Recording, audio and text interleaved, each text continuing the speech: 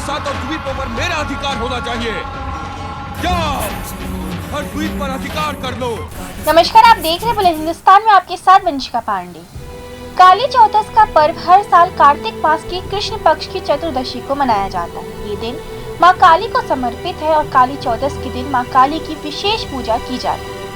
काली चौदस को रूप चौदस या फिर नरक चतुर्दशी के नाम से भी जाना जाता है। ऐसा माना जाता है कि जो व्यक्ति इस दिन पूजा करता है और दीपक जलाता है, उसके सभी प्रकार के कष्ट और पाप दूर होते हैं। दिवाली से पहले रूप चौदस के दिन घर के कई हिस्सों में यम देवता के लिए दीप भी जलाए जाते हैं। आइए देखते हैं इस जुड़ी कुछ खास जानकारी। इस दिन यमराज के लिए दीप दान किए जाते हैं।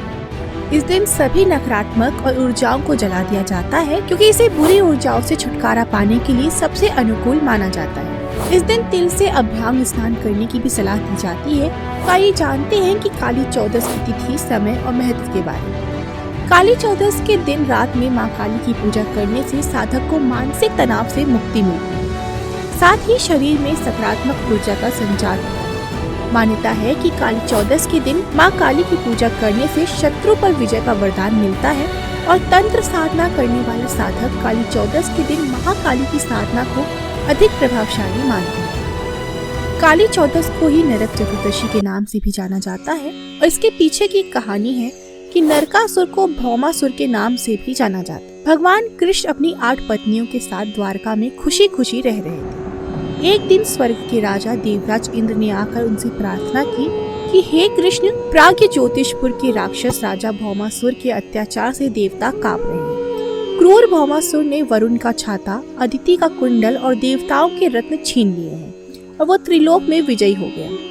इंद्र ने कहा कि भौमासुर ने पृथ्वी के कई राजाओं और आम लोगों की सबसे खूबसूरत बेटियों का अपहरण किया है, उन्हें कारागार में रखा है। कृपया हमें बचाओ प्रभु। इंद्र की प्रार्थना स्वीकार करने के बाद भगवान कृष्ण अपनी प्यारी पत्नी सत्यभामा के साथ गरुड़ पर सवार होकर प्राग्ञ ज्योतिषपुर पहुँचे। वहाँ पहुँचने के बाद भगवान कृष्ण ने अपनी पत्नी सत्यभामा की मदद से सबसे पहले मूर के 6 पुत्रों ताम्र, अंतरिक्ष, श्रवण, विभवसु, नभस्वान और अरुण के साथ मूरा दैत्य का वध किया।